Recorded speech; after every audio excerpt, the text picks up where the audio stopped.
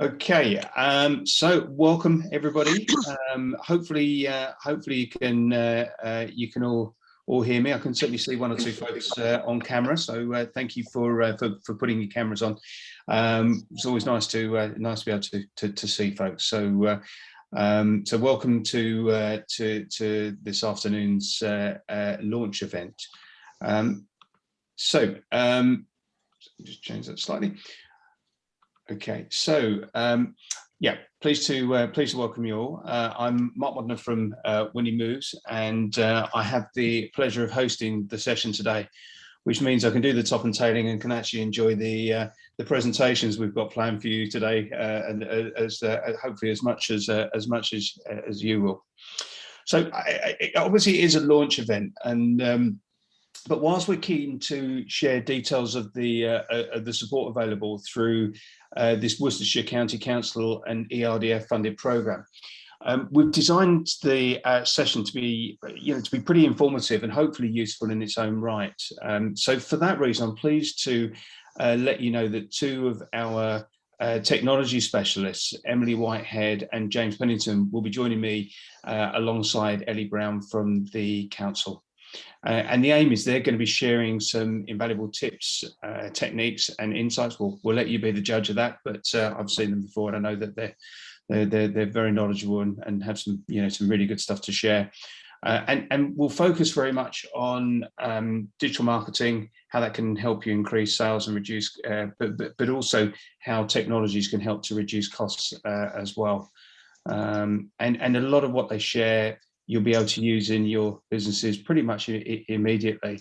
But I should also stress that they're also key members of the team delivering the support, the fully funded support to businesses such as yours through the programme. So we'll be working directly to assist businesses.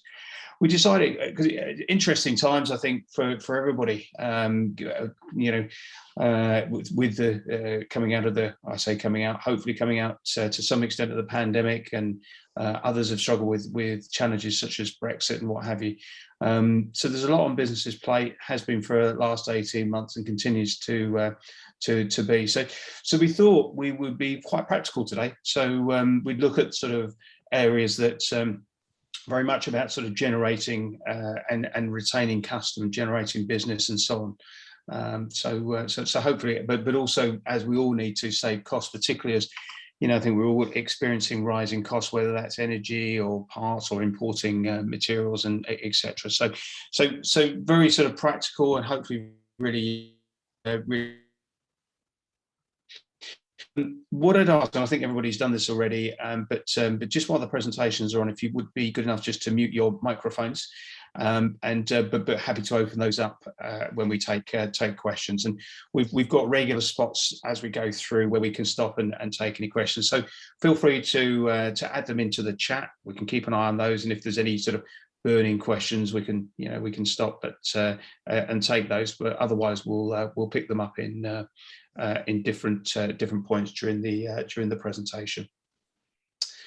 Okay, so let's get started. So you'll have noted that the programme is about includes the term digital roadmap.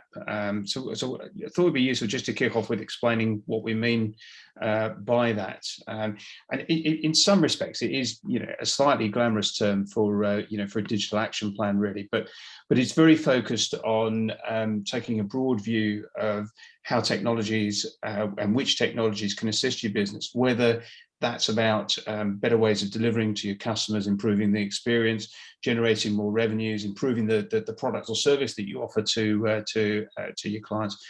It can also be about protecting as well with cybersecurity and so on. So it takes quite a broad view, but of course you can't do everything at once. So the aim of it is to to prioritize and have a fairly flexible plan that's going to guide you into the future and help to drive the efficiency and competitiveness of your business. So like a sat nav, really, its job is to help you arrive at your chosen destination via the quickest route. So I think therein lies a theme that I think will come out again and again, is that what we don't subscribe to is the view that you should have digital for digital's sake. It's very much about it being a tool to help you, and very much about where helping you to get where you're aiming to go.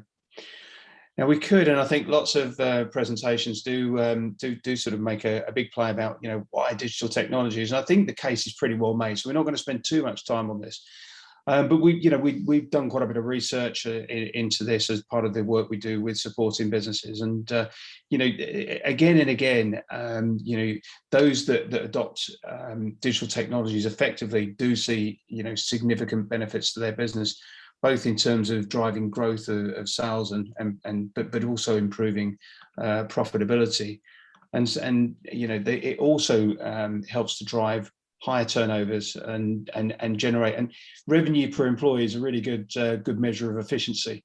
So it's quite aspirational for many organisations. It means that you generate, saying the obvious here, but generating more returns from the investment you're making in not just employees, but in other areas of your business as well.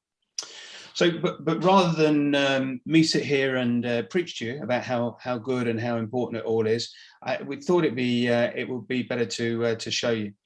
Now we've just literally kicked this, as you're probably gathering from the fact that we're having a launch, we just kicked this project and support off. So, but we have been delivering similar types of support elsewhere around the country. One of those is up in the Humber and East Yorkshire area, amongst others. And whilst we've been doing that, we've been capturing a few stories and case studies from participants. So I'm just going to share this short video about Liz Drury Voiceovers, which actually Liz will explain what she does. I guess it also gets across that this sort of support is very useful for very small as much as larger businesses as well, and hopefully just brings across very practically the sort of areas where the assistance can help you. So without any further ado, assuming I can get the technology to work, which would be good given the topic of the launch, I'm going to launch into this before introducing you to our first speaker, Emily Whitehead. Digital Catalyst is a support programme for Humber businesses designed to help them use technology to be more profitable and productive. We caught up with Liz Drury of Liz Drury Voiceovers to discuss how Digital Catalyst had helped her generate more customers and drive more traffic to her website. Liz, please describe Liz Drury Voiceovers for me. So I'm a freelance voiceover artist. I work broadcast, and the beauty of the internet these days means that I can work for anybody anywhere in the world, and I literally do. I work across a number of different voiceover genres, so I record things like radio commercials, corporate videos that are going to go on people's websites or social media to explain their product or service. I record a lot of e-learning courses, voicemail greetings and on-hold messages, audio tours, museums. It's really varied. Every day is different. Has technology and digital always been an important focus for you, or is it something that's relatively new? So it's very important to me. Obviously, I work in the digital industry, and it's quite rare actually that I meet my clients. Everything is done, largely is done through the internet. My business is very much digital, and I don't think that a business like mine could have existed, say, 20 years ago, because the equipment was so expensive and large and not the kind of thing that you could have at home. So things have really moved on over the last 20 years, and so the all sort of digital advances have enabled a voiceover artist like myself to work from a home studio like this. How did you find the digital maturity assessment process? Did it highlight things you hadn't thought about in your business? Yes, it did. I mean, I think there's always things to learn as a business owner, and of course, in the digital space, things are moving on all the time. So it's really useful to chat through these things with someone who's an expert and knows what's what, who can point out to you things that you might not have thought about. So, for example, one of the things that I hadn't done very much with was Google My Business. Through working with Digital Catalyst program, that's enabled me to put my profile together properly on there. And little tweaks that I've made to my website do mean that more people are finding me now. I do get inquiries through my website that does lead to work. So, that's definitely working for me. If I said I'm thinking of getting involved with Digital Catalyst, what would you say to me? I would say absolutely do it. The help and advice has been invaluable. And just having that chance to have one-to-one chats with somebody who really knows their stuff about the digital space is just so important, for a business like mine, who, obviously I'm working in the digital space, but I don't know all there is to know about it. And the help and advice and support was just really, first class. So Liz, in terms of new clients, how are they best getting in touch with you so they can access your business and services?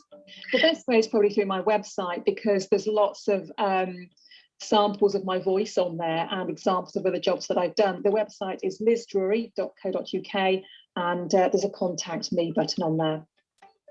Liz, it's been an absolute pleasure chatting with you. I'm looking forward to seeing what comes for Liz Drury Voiceovers. Thank you ever so much for your time. Thank you very much for having me.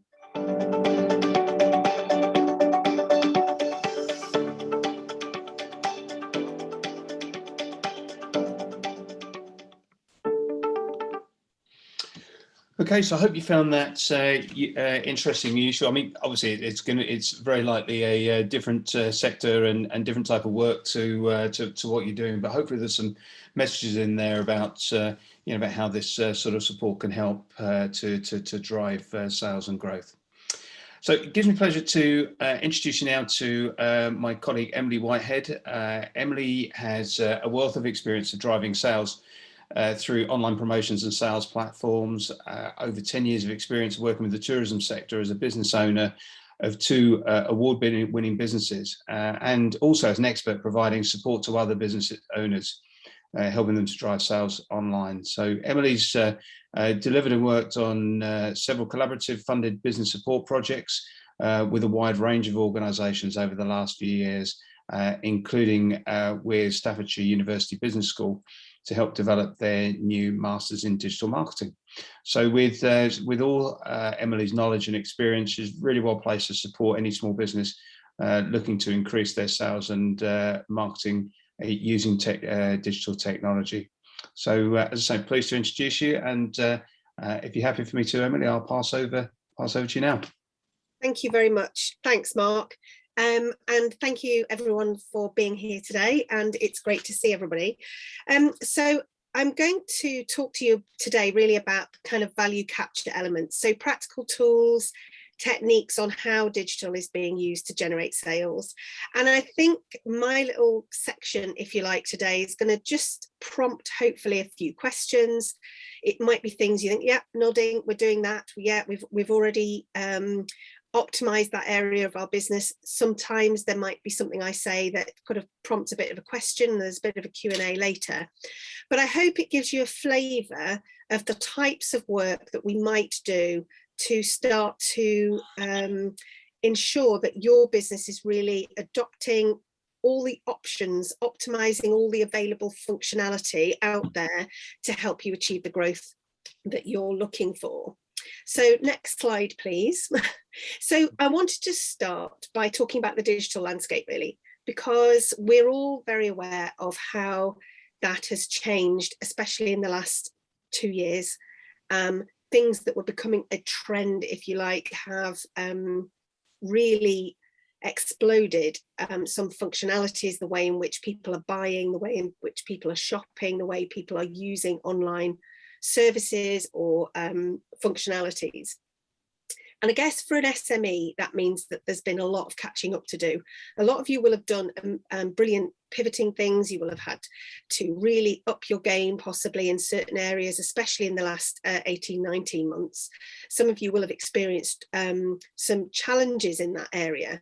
And I think now is the time to start to look at some of that data and think about what is going to stay with us. What has changed forever, which bits might roll back, and how can our businesses really maximise the opportunities available to us. So I just wanted to share some there are a million bits of stat out there, but these initial stats really are really focused around B2B, but really actually has an impact on B2C too. So 62% of B2B buyers would like a dedicated smartphone app through which they can purchase. So the B2B world has seen an explosion, a growth of well over 80% in online sales, where traditionally things might have happened through a salesperson, through meetings, through face-to-face chats. That's really exploded, had to do in the beginning of the pandemic, and has continued. 49% of all B2B purchases are now made online. So again, exactly what you would expect, and that's growing quite quickly. 90% of B2B shoppers expect the same buyer experience as their B2C. And I think there was certainly a bit of a catch up in the B2B sector, because people had got so used to things being quite fancy and slick in the B2C world, just buying their clothes, buying their shopping, whatever it is, and now expect that same level of service and experience. 52% of all UK firms surveyed expressed frustration at the online B2B buying process. So again, has been some catch up. And as I say, so many SMEs that I've spoken to in the last 18 months have done brilliant things, but have sometimes had to do them in a reactionary way. And I think now is a perfect opportunity to get strategic, to take a moment, hopefully to take a deep breath and think, actually, what are we going to drop? What are we going to continue to improve? 53% have switched suppliers in the last, I've forgotten my 12 months. So again, that's really showing you that something we're seeing in the consumer environment online is that people are switching brands, people are moving across just to find the people who are going to help them in the way that they need straight away. So there's a lot of quick decision making happening. And all these stats came from the Future Shopper B2B report from 2021. So you can look up and read some of those in more detail if this is your sector. 78% of buyers really wanting a better experience, wanting that mobile experience. They're so used to using mobile, and obviously the use of a mobile device when accessing the internet is the way of doing that, and it's only growing. So the next slide really is some more kind of generalized stat really, but again, just give us or help us be mindful of the environment in which we're all operating in business. Regardless of how much digital adoption your business has, all of us will be experiencing this. So 98% of UK internet users are still using traditional search engines like Google. The reason I'm telling you this is because we have to make friends with Google. We have to optimize our usage of Google products. We have to understand how Google is using its algorithms and how it's developing in order that our business is in and amongst that. 31% is use voice activated searches and commands. So again, we're having to upgrade. We talk about search engine optimization. But now we need to be aware of how that might impact our business if our customers are using Alexa, Siri, and etc. Again, those stats are from We Are Social, so you can have a look at some of those, wearesocial.com. 59% of customers say tailored engagement based on past interactions is a really important way of winning their business. They want to know that you kind of got to know them a little bit. So although some of us find it as consumers a little bit unnerving that we mentioned to our partner we fancied going on holiday to Portugal, only to find that our Facebook is filled with Portugal holidays, and that's unnerving and unsettling, actually, as a way of interacting with your customers, they're beginning to expect that behavior. They're beginning to want to have businesses that they might like to engage with. They want to have them being reactive to them and personalizing their information. And then finally, really AI, artificial intelligence, AR, augmented reality are already here. So augmented reality for larger items, especially home goods, become increasingly more relevant in the future, says Jordan Knapp of Shopify Plus. And that was a very recent quote. So I just went, I've been sofa shopping and went and did a bit of sofa shopping, and actually one of the websites immediately lets me press a button and move that sofa around the room that I'm pointing my mobile at. So I'm able to see whether this corner sofa will actually fit in my own sitting room. So this sort of stuff is what people are hoping for and expecting. But it is really important to understand that foundations matter. So for me, I think one of the mistakes that we can make, and we've all made them, is that we adopt digital functionality, we adopt digital optimization within our business, but actually we haven't done the basics. And all that does is do the fancy stuff, papering over cracks that might be there. So I think it's really important, things that I like to work on when I'm working with clients is to just clarify that vision and mission.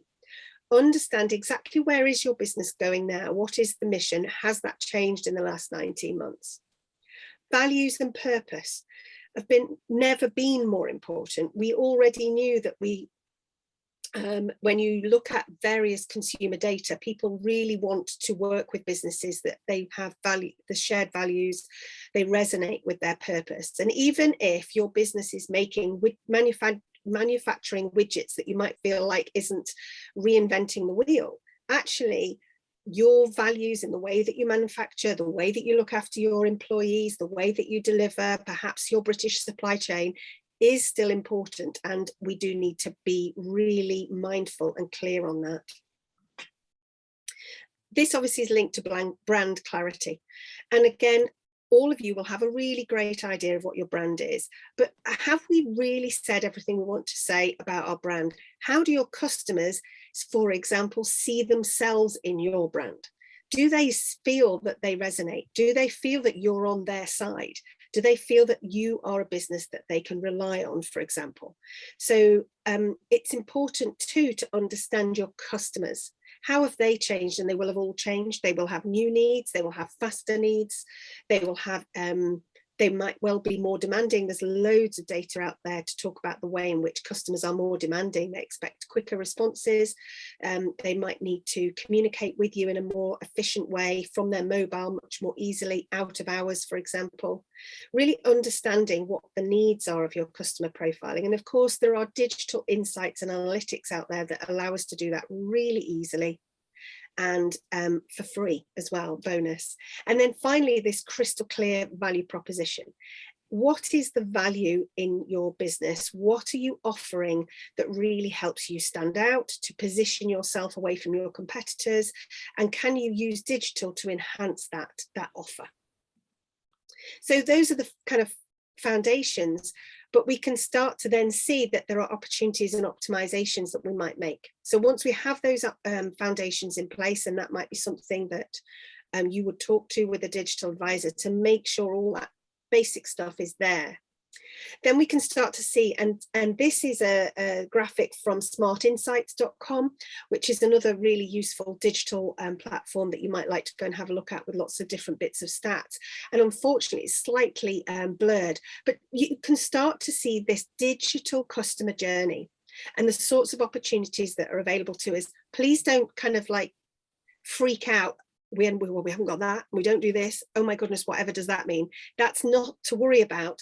These are just all the opportunities there, and it's about taking your business to the next step. So don't feel that, you know, in some way you haven't adopted digital because you haven't got all these little coloured circles. But it starts right from the bottom left, thinking about smart content curation. So, you know, understanding which parts of your content works, how people are looking to see content. Do they want it to be interactive? Do they want to have video tutorials? All that kind of stuff. AI generated content. So can you set up automations within your content sharing that means that people who showed an interest in content piece A will now get to see content piece B, but you don't trouble other people with it? That kind of really strategic and targeted way of sharing information. And then there's ad targeting. So some of you will have used Google ads already, or social media ads, really using digital to make sure that you are spending your hard-earned budget that is squeezed all the time in a way that really generates the sales that you want. And then it mentions things like retargeting, app personalization or website personalization, predictive customer service. So that might be just little FAQs in a messaging service. These are all things that we can start to build into your wider strategy. So if we go on to the next slide, just thinking then about how to bring all this alive, because really I'm talking about foundations and I've talked about possibilities. But these are the sorts of things that we might look at, things that we need to think about when we're thinking about using digital to drive growth and sales. For me, assets are the things that you can control in your business, the things that you own, that they are assets in your business, the ones that you are able to drive in order to get better sales. So clearly your website is key, your landing space, if you like. So search engine optimization, really important. Do you think your customers use voice activated search? In which case, are you optimized for that? What's the speed like of your website? Speed has become ever more important to Google. So they really, don't point their users to websites that are a little bit slow. So you can use functionality like Google Console, for example, to help you understand that. You can do speed checks. What's the functionality like? Is it mobile optimized? Again, kind of feels like, oh, that's a basic thing, but actually, Google is evolving the way it views a mobile website. So you might have a mobile website, but it might not actually score you very well. And these are things you can check. E-commerce experiences. So I've just talked about AR a little bit and about being able to move the sofa around my sitting room to see if it's going to fit.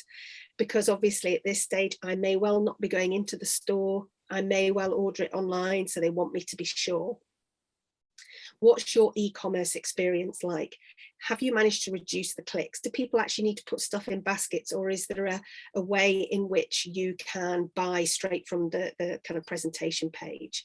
And obviously the content, or the way in which you are identifying and resonating with your customer needs.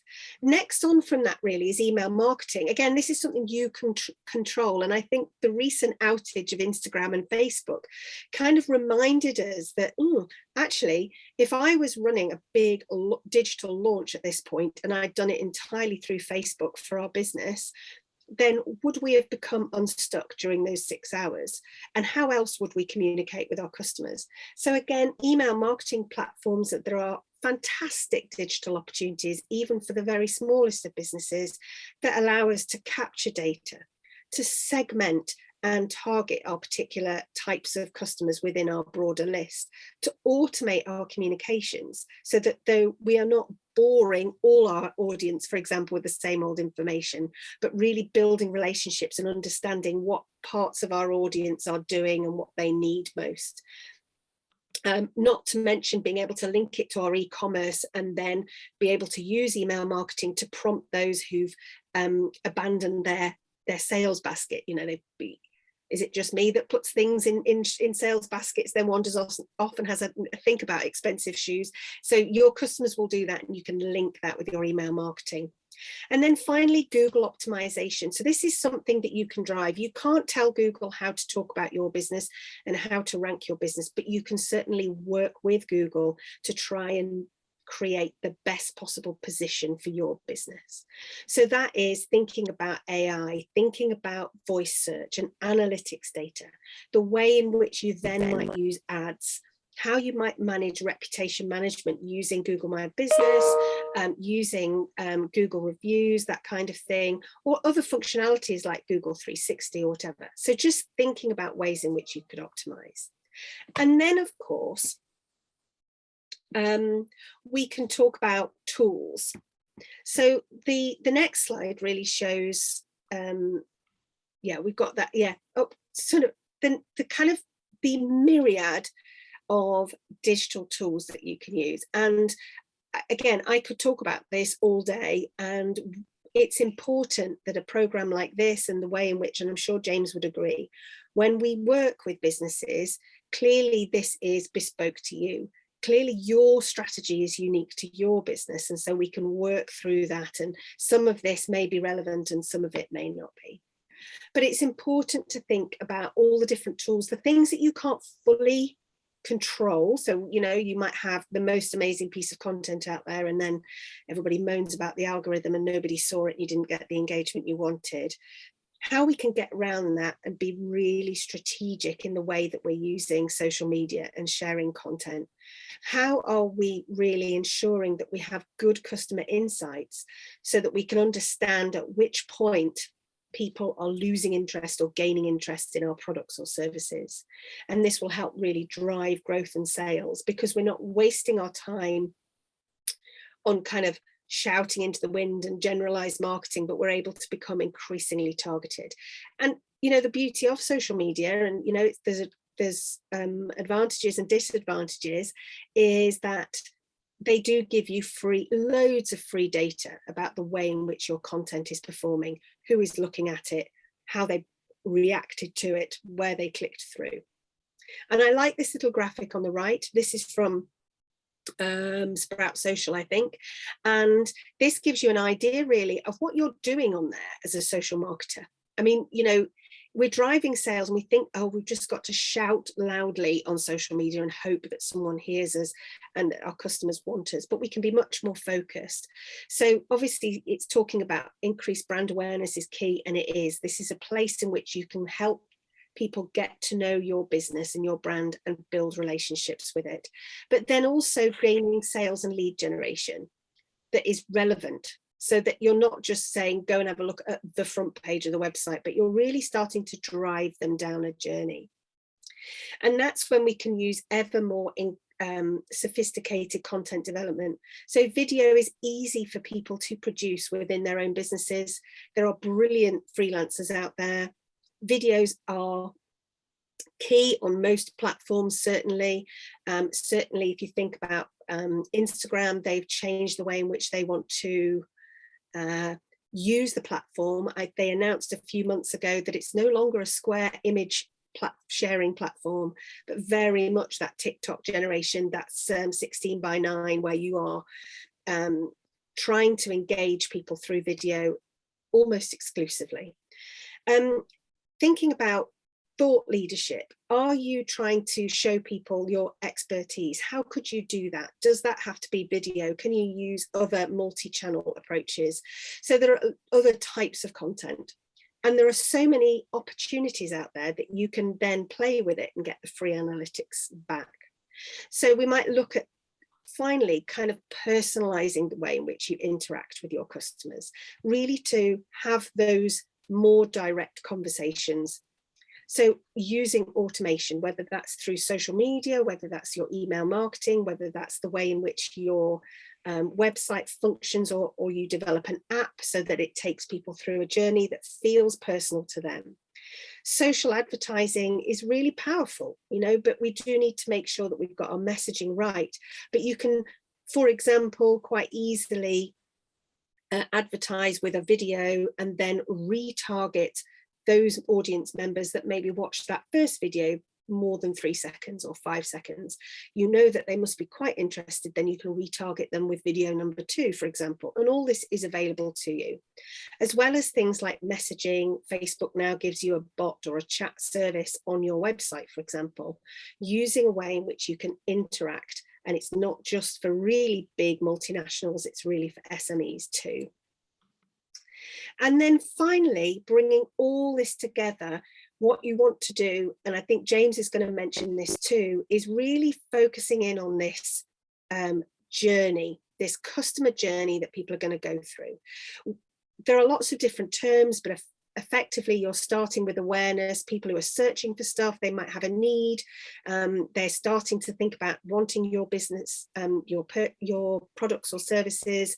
How are you doing that digitally? And you can see on that line above that those are the digital touch points. And then underneath, and I think Mark mentioned this, you know, this is not to exclude non-digital ways of growing sales.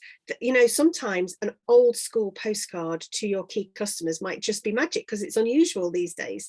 But you can see here, so the awareness phase, you might use SEO. It might be advertising. It might be reputation management, making sure people understand from testimonials, from videos, from small clips, from captioned videos that you do great stuff.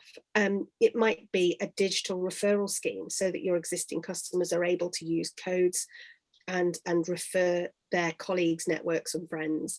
Interest is, you know, this is where people are starting, they're starting to find you, they're starting to really search through Google.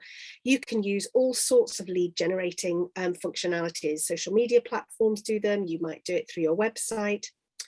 email marketing might do that for you, get people to sign up and capture data at this point, create some automated communications. And then you're really moving through to a purchasing phase. You know, what is your e-commerce doing? Is it seamless? We've already talked about reducing clicks through. Do you offer, you know, a kind of stepped payment? There was a conversation I listened to on the radio the other day talking about Klarna, which has become very popular, especially from the consumer's point of view, and people saying they switch brands if Klarna isn't available on the website. Now, you know, that's a huge change, because that's how people are expecting to be able to, you know, stagger their payments, for example. Is that relevant to your customer base?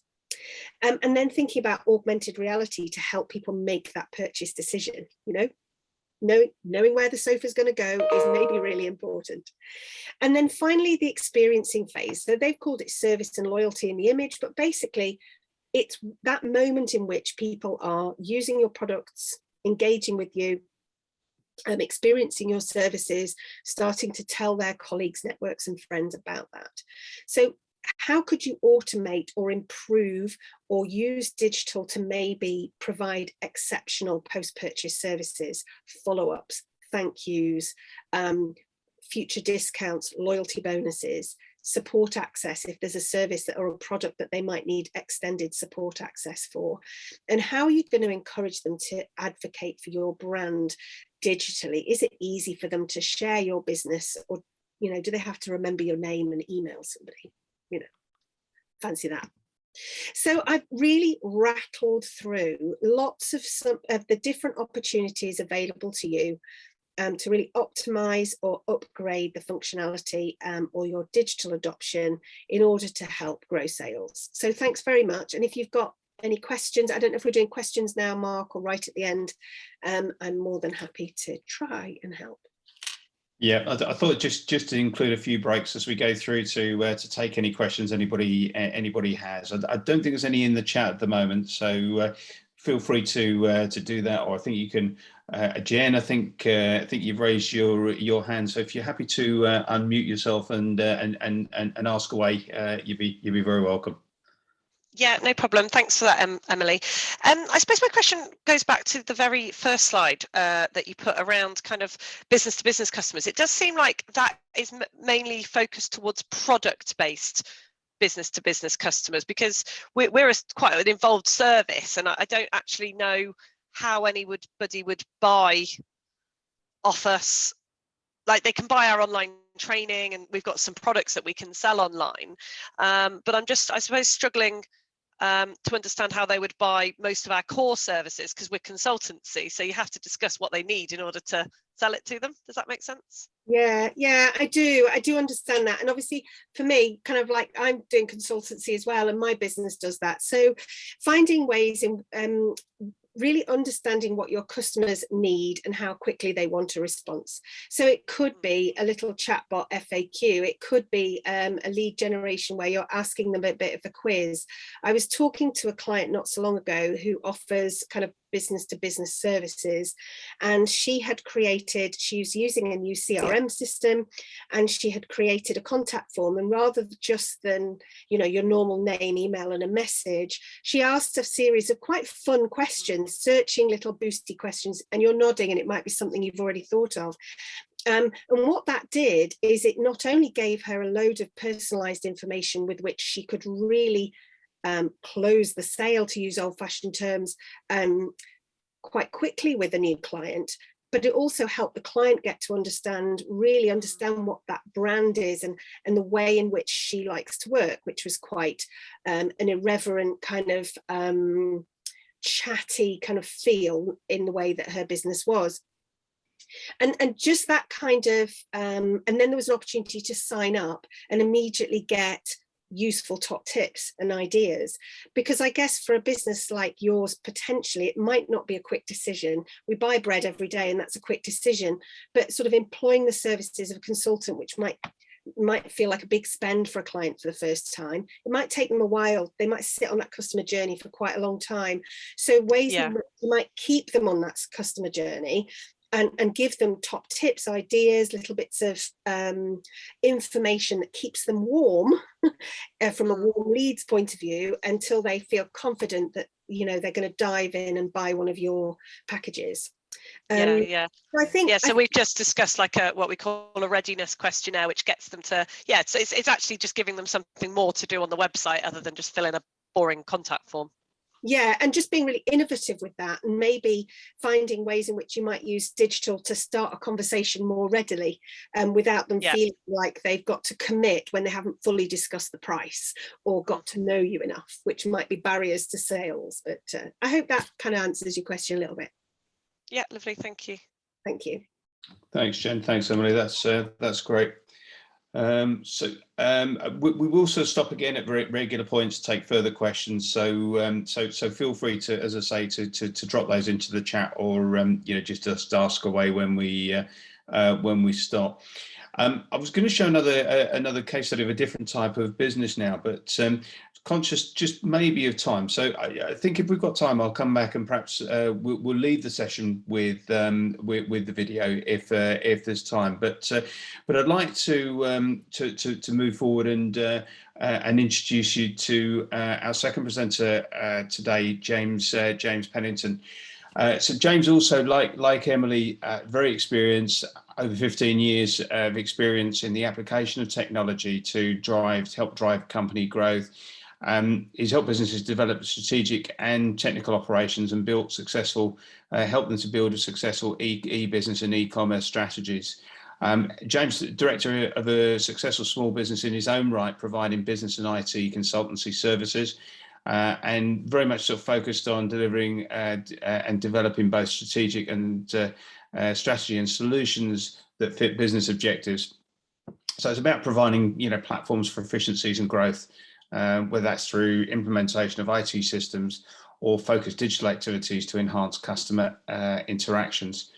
So he's worked with, and worked with Winn-Hub for a long time, as Emily has, and so I know that you work with many businesses across lots of different sectors. So lots of experience, and but I think one of your strengths is very much about demystifying technology and enabling non-technical people to to understand application and benefits of technology with their business. So yeah, without further ado, I shall hand over to you, James, and let you take it from here.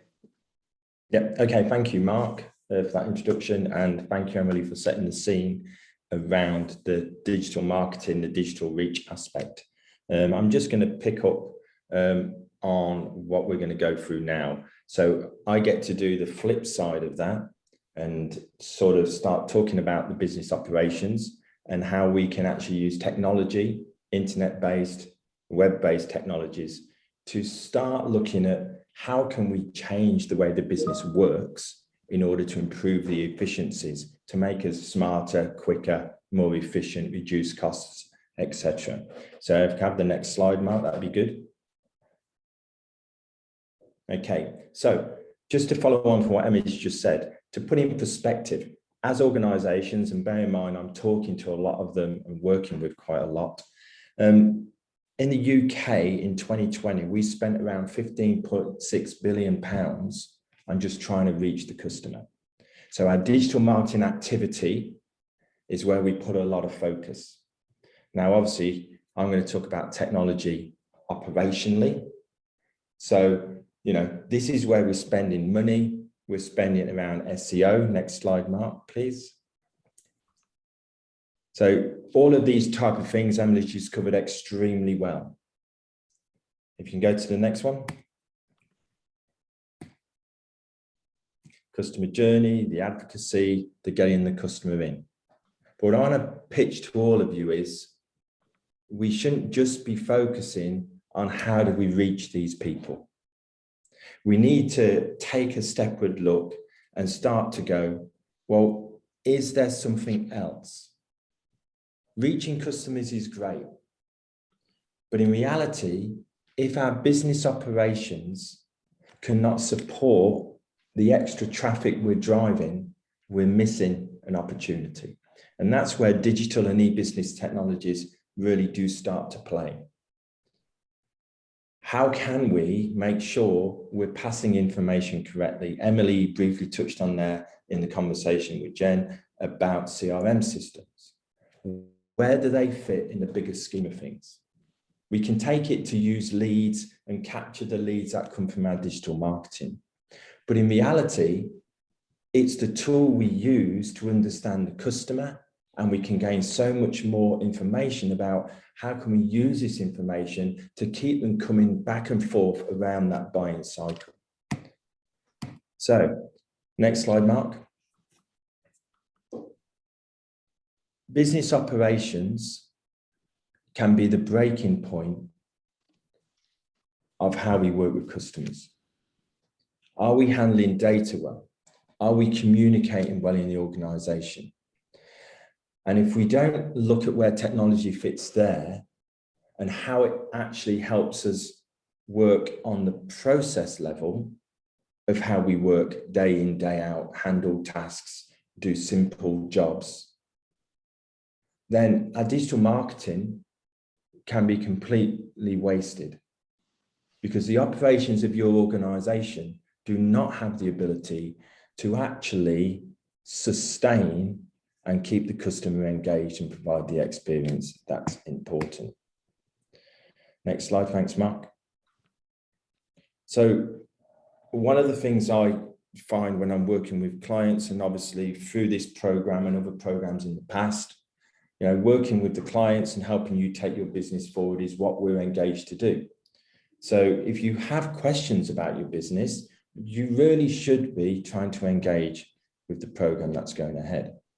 You know, the what, the where, the when, the who, the why, the how. We need to understand this. What are we actually doing? Where's the value we bring? Next slide, Mark. Because what is your business set up to do? Where are your strengths? The digital marketing side of that is understanding, okay, how are we going to market those things to the customer? How are we going to identify who the customers are? But we need to know, well, how do we actually get to that manufactured product or that developed service? What value is it bringing? And that's all the upfront work. That's all the thinking about what are we doing and how do we make it work? How do we come together to develop a project and use technology to support? So the big word at the minute, digital transformation. Digital transformation across the whole organization. Some of you may have come across models like Porter's value chain in the past. Well, these business technologies fit at every single stage within creating value in an organization. Even going back down to basics and looking at infrastructure and connectivity, the use of technology to collaborate and communicate across a project, and making simple spaces where people can share information and hold meetings like this. Now, the pandemic has actually pushed the technology into the forefront, because for the 18 months, we've had to work this way. We've had to make sure we can access files, we can share them across teams. So businesses really have been dropped into this. Some of them have reacted extremely well. Some of them have taken their time to get there. But transforming the organization through the use of e-business technology. And that's one of the things we can help through the expertise, help you understand the what, the why, the where, the how, and the when, of how to physically start to look at where technology can be put into your whole business operation. It's not just about marketing it, it's about driving the business and making it more efficient. You know, our role is to maintain customer experience. Our role is to make sure that we are providing the best solution and the best experience when that customer interacts with our business. And e-business, the technologies involved enable us to do that. Next slide, Mark, thanks. So I'm looking beyond just the sales and marketing side. The design aspects. How do you actually sit down and use technology to start collaborating as a team to come up with new ideas, developing a new training course, or working with a client and providing a consultancy solution? The manufacturing aspects, your supply base, where you buy things from, whether that's a physical product or it's a physical service. How are you communicating that across? Human resources, what systems are you putting in place to make sure your staff are connected? They have access to key documents. One of the biggest issues we see in businesses today is communication. Most people feel disengaged from the organization because they don't understand what we're trying to do. Now, technology, forums, message boards, team spaces, chat areas, all of these are a part of making sure we can improve the communication to our staff, bring value, develop culture, everybody join together in order to move forward. Finance, online finance systems, where are these going to fit? Sales and marketing, Emily's covered extremely well. And then logistics. How are you moving goods? How are you delivering to the customer? How are we tying that in and keeping the customer engaged? Because all of these areas come together to help us deliver experience. Next slide, Mark. So manufacturing, can you make it?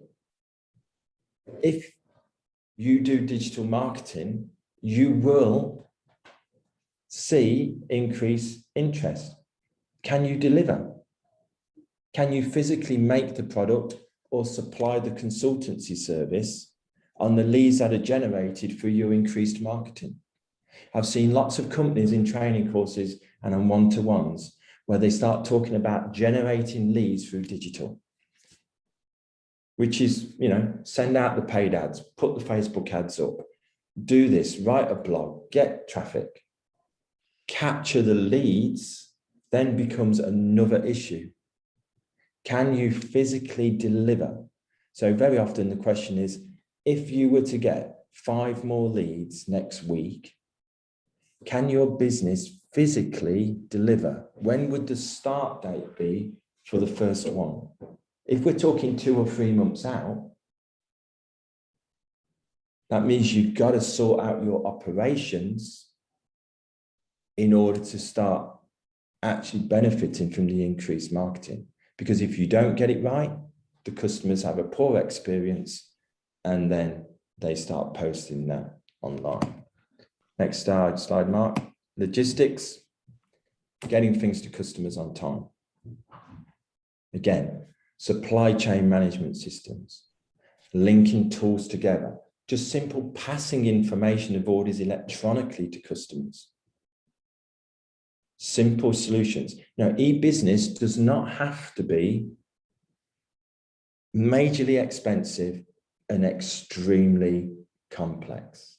It's about taking technology, looking at your processes and transforming them by applying a simple piece of technology to make something work faster.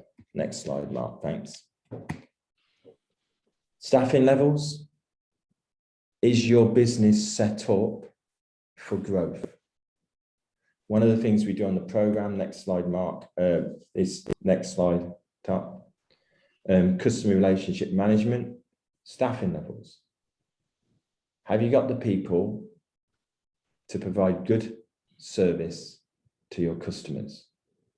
To know when they've got a query, to know when they've got a problem, to be able to respond quickly, to be able to give them the correct information, to handle their issues and problems.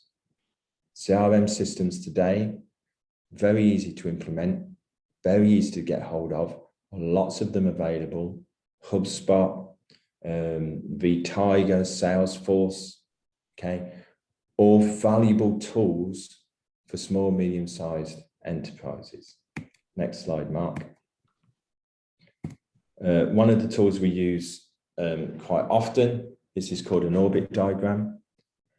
When we start looking at organizations, it's about Okay, we talk about the operational side. Does the operational side match the growth aspirations of the business? In this one, for instance, they're trying to double their turnover in the space of 3 years, which is a good growth ambition. However, they're trying to do it using technology down here, increase their customer base. Here, they're trying to double turnover with 1 extra employee. So that is a question. That's a lot of turnover for 1 more person. You've got to do operationally things to make this happen. Streamline your processes, bring in systems, ERP, finance, collaboration, communication, to make sure that those 11 employees are not overworked, overstressed, causing a cultural issue in your business. And instead of growing, you actually start to lose staff. Next slide, Mark, thanks. Okay, I'm just going to finish with this, an example. Okay, there's 2 slides after this, and I'll go for those really quick. We were involved a few years ago working with a company that manufactures umbrellas. We were planning an internationalization strategy. So they wanted to sell their umbrellas overseas. One of the things we typically do in that type of implementation is we make sure they are working efficiently in the UK, both as a business, but also through their digital marketing activity. We sort out their UK operations, and when we get round to the internationalization, they decide to stop any international expansion, purely because they fixed the problem they were having, which was lack of work and lack of sales. They generated that much more business in the UK because they knew what they were doing, they knew the value, they identified the customers, they linked all of that into their marketing activity, they got their operations in place, and they were at the point that if we went any further into new markets, we would start to struggle as they were to keep the customer experience. Your operational sides of it can be a major downward impact on all of the sales and marketing you generated. So don't see these as being 2 separate areas. They fit together. So we can actually give customer experience. Next one, Mark. Okay, and I'll finish with this. And this really, why the program's there. You can't do everything because you haven't got the time. The program is access to experts to guide you, both on the strategy of the marketing, but also the strategy of how e-business and CRM, ERP, finance systems, collaboration tools, all of these can fit together to move your business forward. That's me finished. If there are any questions, happy to take them now. Thanks very much, James. Very thought-provoking. Some really interesting thoughts. There was a question in the chat from Sarah. Emily, thanks for responding on that in some detail. Does that answer the question for you, Sarah? Anything else you'd like to cover on that, or is that are you happy with that response for now? Yeah, that's great. Gives me a few things to think about, really, about how to handle it. It's just when you're adding in more technologies, but you've still got people using the very traditional ones, it's just how you handle all of that, really, and make sure you're not leaving people out. Yeah, absolutely. No, and that's part of the challenge, isn't it? Sort of, starting to cater for different requirements. But of course, there's plenty of people that quite like, doing things as they currently do. Yeah. So it's finding that balance, isn't it? Of course. Yeah. Probably very generational as well. So we'll find it gets more and more digital, the further on we go. So yeah. Yeah, that's great. Thanks, Sarah. Okay, there's no other questions in at the moment, so there will be there'll be a final opportunity to pick up any final points and questions as we go through. So I'm just going to pick up things here now, just give you a little bit of information about the program. We're really excited about this and looking forward to working with local businesses to help them with their digital adoption and using the digital roadmap approach to help to achieve that. So just firstly to say who this is for. So I think this is my slide has gone slightly awry here, but there's a bit all over the place. But essentially, it's ideally for certainly for Worcestershire-based businesses from all sectors, and ideally having traded for at least 3 years with over 5 employees. And with some ambition to to develop and grow your business and to improve the service and so on that your clients are receiving. So I don't think others would be, and I think Elliot would confirm, wouldn't be completely ruled out. But that's the sort of that's the start point, as it were. But if you don't quite meet those criteria, then please do still approach us, and happy to consider that. I think in terms of the support itself, it's worth saying that making the point that we recognise very much that one size doesn't fit all. And I think I said at the start, we're not looking to implement technology for the sake of technology. I suppose there's that approach of we're not a solution looking for the problem, as it were. So we do take a pretty broad view. We do a proper assessment of your business and its digital maturity.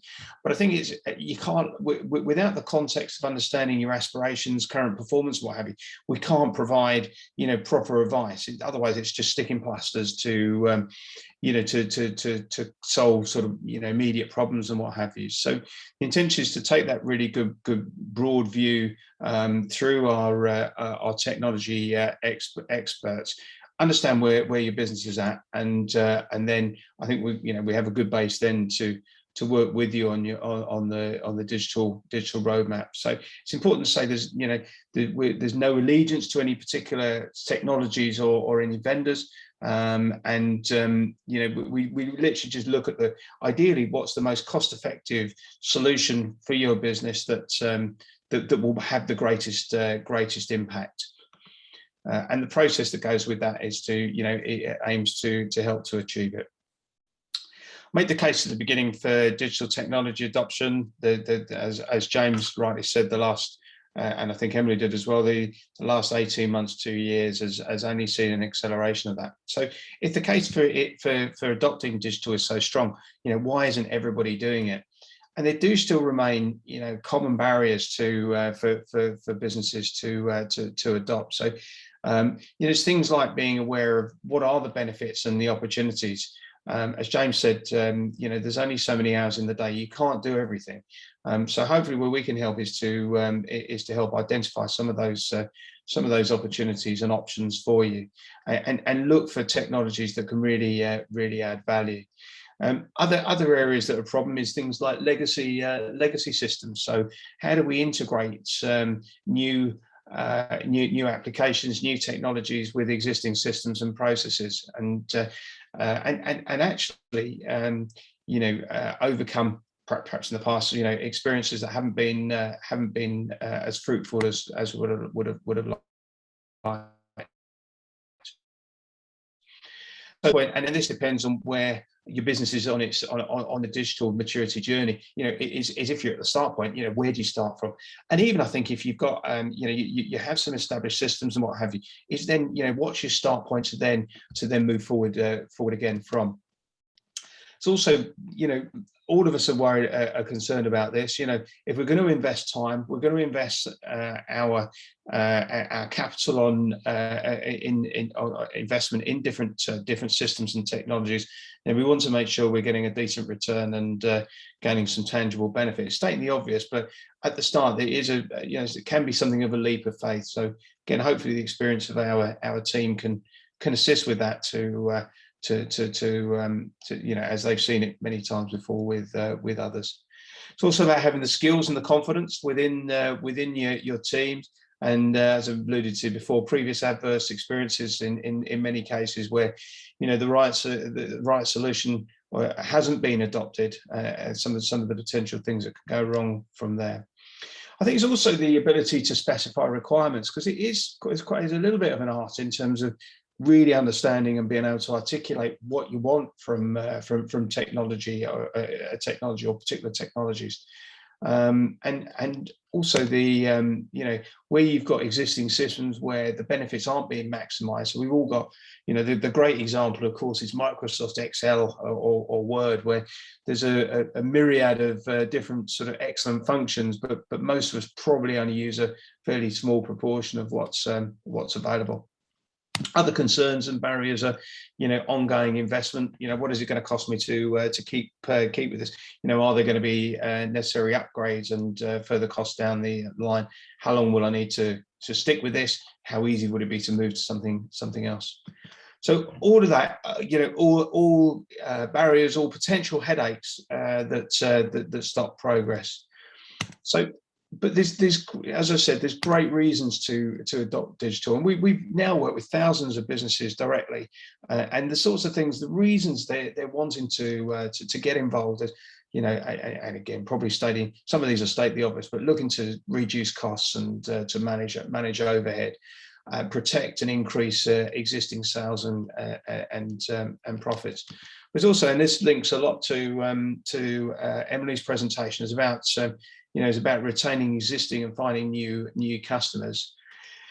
The last year, again, I hope we haven't mentioned it too many times, but the pandemic has been challenging for everybody. Whether for those that benefited from it, we're seeing increase in demand, but obviously plenty have struggled because of the situation and lockdowns and so on. So looking to find ways to increase the resilience of our businesses and avoid shocks that we have no control over. But what we can do is, I suppose, what was the expression? You hope for the best, but prepare for the worst. So having sort of plans and technologies in place that will help.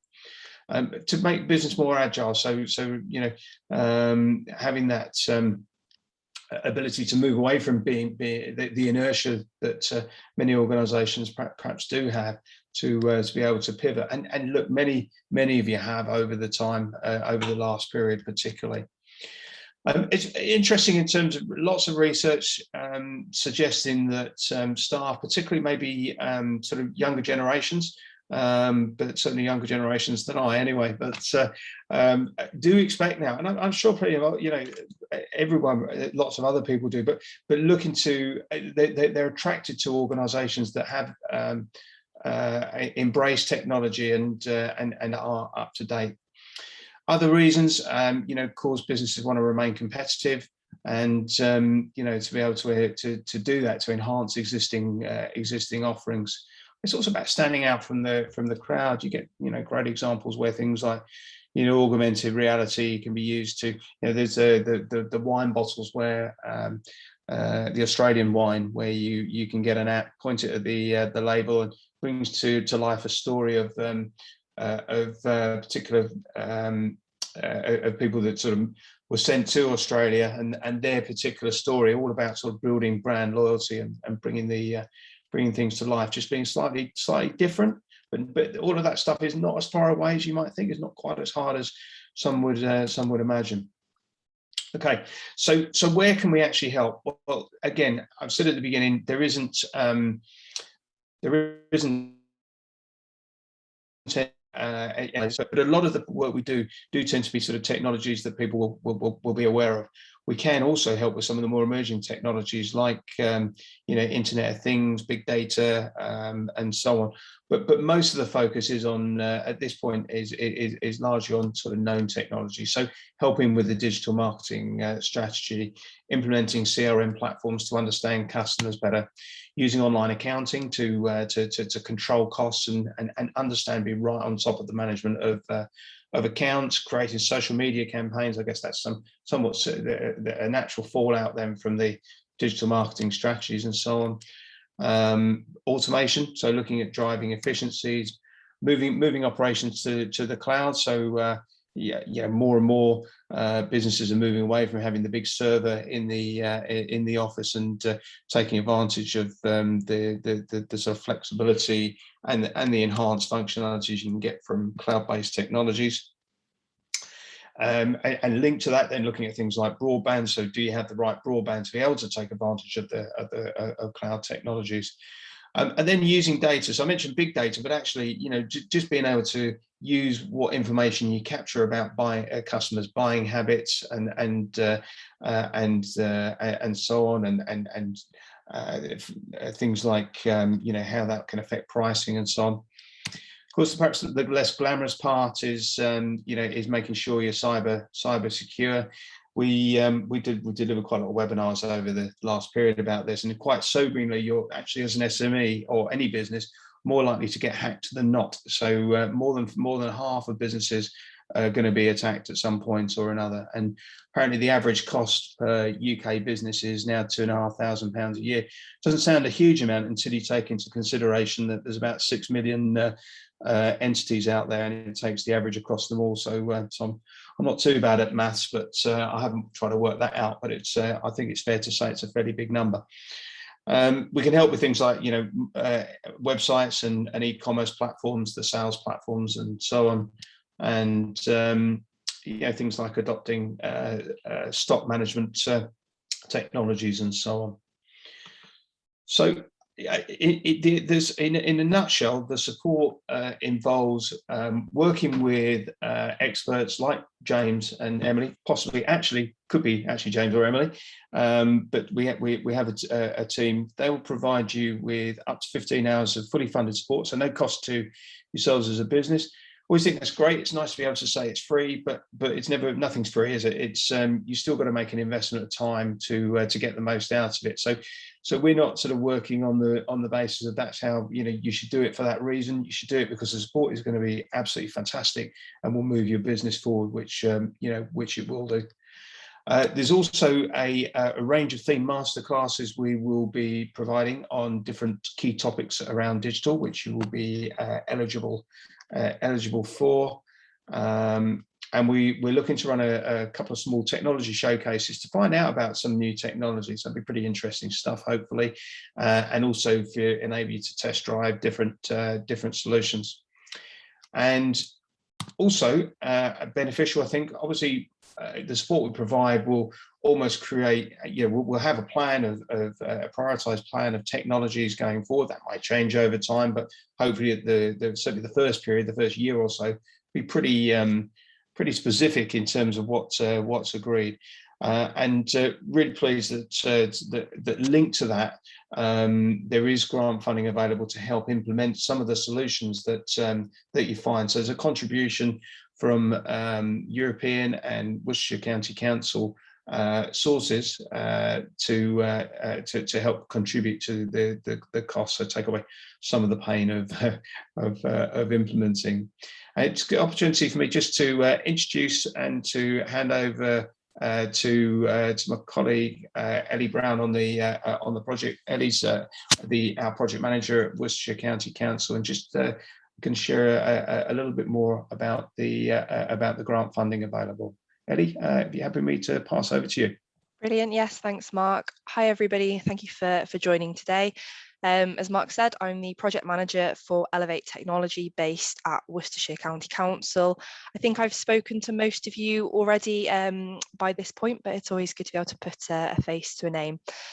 Before I mention the grant and sort of go on to the details of that, I just want to build upon what has been said by Mark and the team up until this point, and just provide a little bit more context around the programme. So this is a brand new programme. It's been developed based on feedback through previous business support programmes.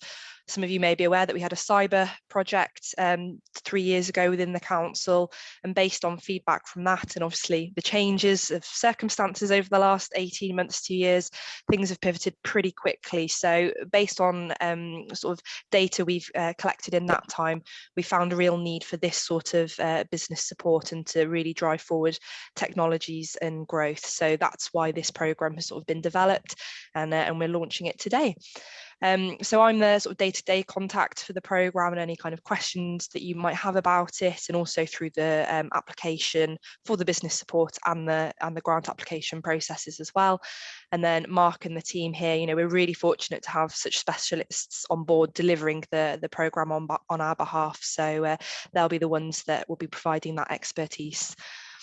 So just to sort of touch on the grant then.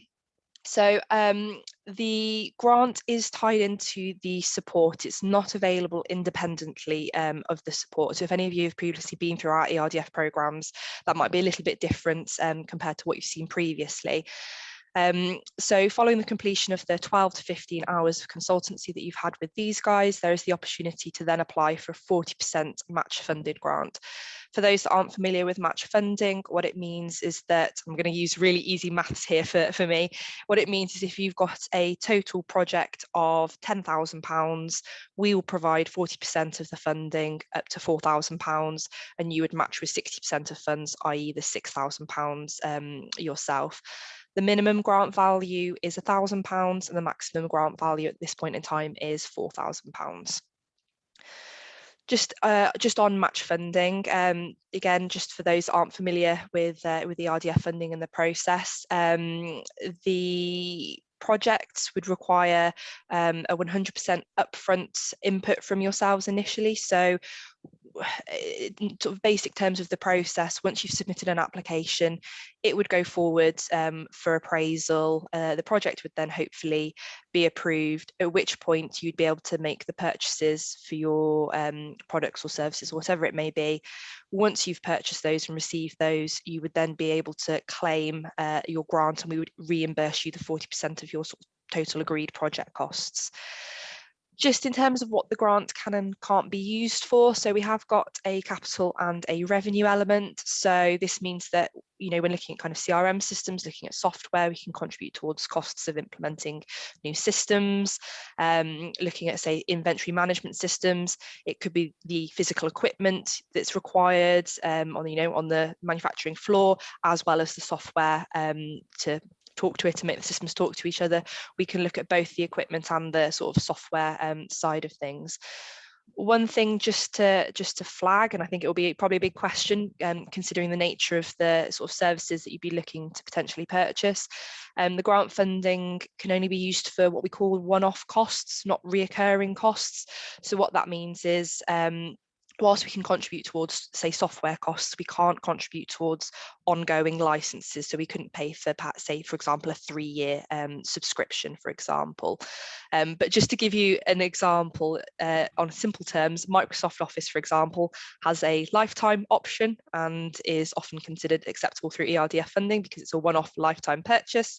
However, if you were to purchase a yearly subscription to Microsoft Office, that is not something that could be funded. So it's just something to consider. But obviously, I'm on hand to talk through any questions you may have before you even get to the point of putting the application in. We can talk through what sort of options there might be for us to fund. In terms of the sort of the process then for both the business support and for the grants, it is an application basis. This is a slightly smaller programme than some of the other ERDF programmes we have within the team. So it is on an exclusive basis, it is an application process. However, don't want this to be an overwhelming or daunting process for you. We've got a very straightforward application form for both elements of the programme. And just whilst I have you, again, for those that have not applied for support before, the best top tip I can give you is when looking at these application forms is just to make sure you answer, as simple as it sounds, make sure you answer every single question on there. And we've put bullet points and key ideas to consider within your answers. So the best tip I can give you, best advice, is just make sure you read those and answer each of those bullet points. In terms of the sort of process from this point, so following this webinar, we are we're open for business, which is fantastic to be able to say finally. So I'll be sending out applications for the business support to everybody that's attended, obviously unless you don't want to receive the application form. And then both myself and Mark and the team, more than happy to have the conversations about the programme in more kind of general detail, or before applying, if you want to have that kind of conversation on a more technical level and just check whether the support is the right fit for you, we can absolutely facilitate those conversations with the team as well. I think that's it from me, Mark. Thank you. That's brilliant. Thanks very much, Ellie. That's really, really good. Appreciate that. Great. Okay. Well, I think that takes us to the final opportunity for any questions and comments. I did have a quick look in the chat. I don't think there's anything anything additional. A few people just had to go. I've asked copies of the slides, so we'll certainly happy to share those after. And I guess we'll find somewhere where the recording will go, and we can certainly share the link to that if you want to share with colleagues as well. So not seeing any hands up as well. So we've had quite a few questions and so on as we've gone through. So that's fine. So we've got a physical hand mark from Sarah. Oh, sorry, I can only see one. I can only see one screen. Sorry, Sarah. Hi. That's all right, no problem. I just wanted to ask a question about how it works with regards to, you say, first of all, you evaluate the business, which from my point of view is, I think that would be really, really helpful. Does that happen before you start the 12 to 15 hours, or is that part of it, or how does that work? Yes, it is part of it, actually. Yeah, so we've developed a sort of an overall, a simple model of looking at a business's digital maturity. So we look at the leadership and management bit, but then most of it is based around the customer journey, really. So finding customers, what's the product and service, and then delivering efficiently. And then we look at the sort of protection, so things like cybersecurity and so on. And yet we've got a probably correctly, I suppose, this sort of a digital tool to help with them. So we'll look at the maturity of the different areas, but also look to at what technologies are currently being used, or at least examples of those. And one of the things, and I think it came out in Emily's presentation, is also understanding vision and aspiration, really. So what's where are you now, but where are you looking to get to, and that then gives us really the foundation then to work with you on the roadmap. So yeah, the early part of the support will be focused around that. Okay, brilliant. Thank you. Thanks, Sarah. Okay, so just to say, really, we're very conscious that it's an investment in time for all of you to have joined us today, and we do appreciate it very much. I hope you've gained some some value and some insights and some stuff to think about to take away. The contact details are there, so there's a web link to which gives some overall information about the program. We have developed a flyer as well, which I guess could potentially go with come out with the application. But there's an email which I guess will come to you, Ellie, and also a telephone number, which again calls will be routed through to Ellie in the first instance. And we're obviously happy when he moves then to get involved and discuss as well.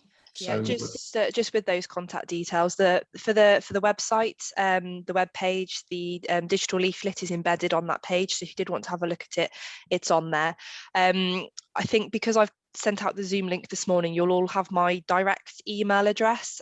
So in this instance, I'm more than happy. We wouldn't normally say to bypass the Business Central, as they are the central referral point, but as you've got my details, more than happy for any direct questions to come through to my email address, which was the ebrown4@worcestershire.gov.uk email address as well. That's lovely. Thanks very much, Ellie. Appreciate that. So, well, I think what's I didn't play that second second case study. So we do have 5 minutes left to about 1:30. So I'll take the opportunity to close out with the final case study. We'll still be here right at the end. So if there is any questions while this is running, please put them in the chat. But otherwise, as I say, thank you very much again for joining us this morning. This afternoon, I should say. This case study is a different type of business, also Humber based, but again, hopefully, it just gives a bit of insight of the sorts of areas that this business got assistance with. Thanks very much again, and look forward to working with you hopefully through the program. Thanks, everybody.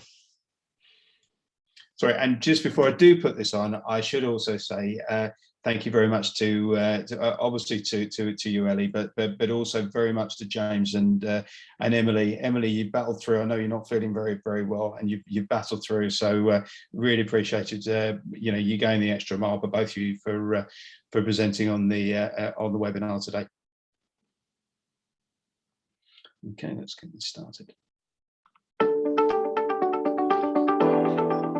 Technology allows us to challenge our ways of working. Through the clever application of tech, we can make our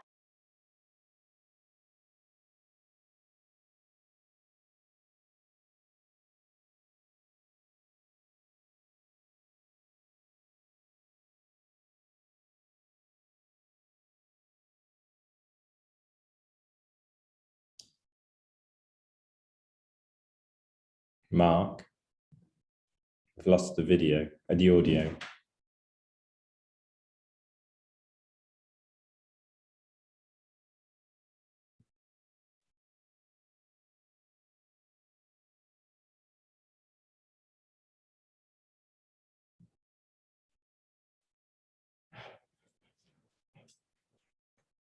always been an important focus for you guys at Grayton.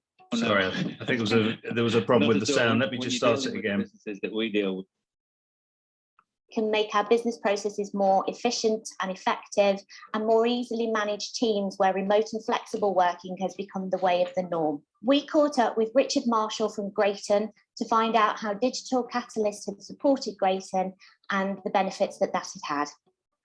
Good morning, Richard. It's nice to chat to you. How are you? Good morning, Zoe. Yeah, very good, thank you.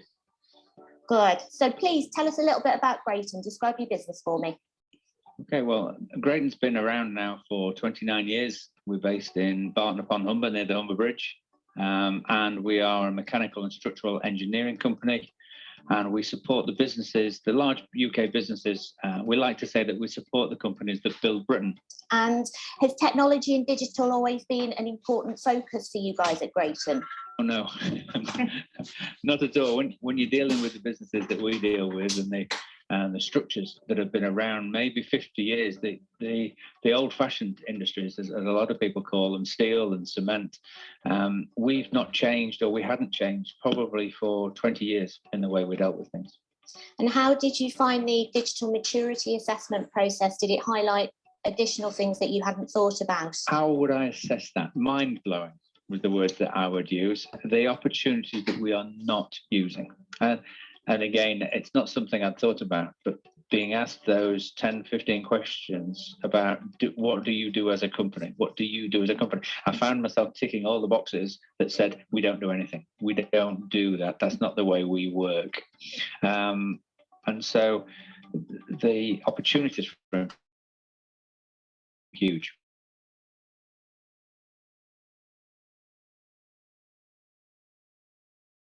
Great. I'm sure, like most size, we end up dealing with a lot of pieces of paper.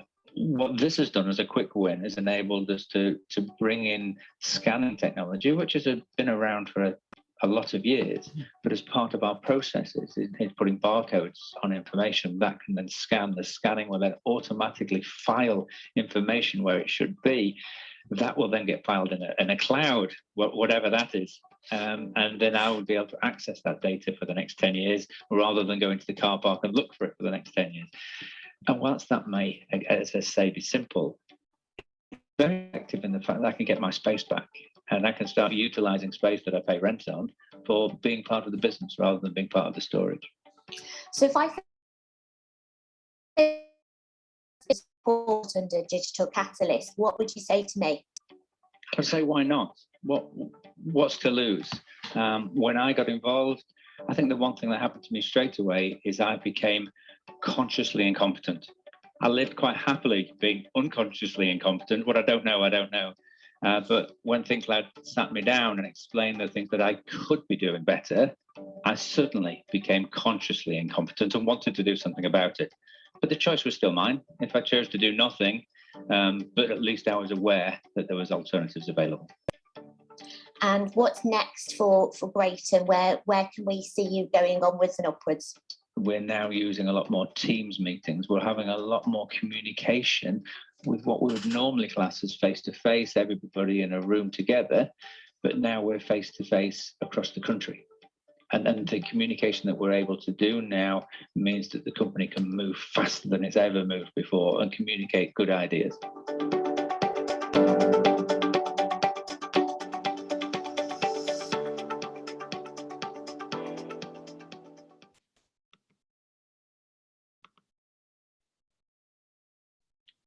Okay, once again, thank you very much for your attendance today. Just there's a few things in the chat. Okay, so yeah, some nice.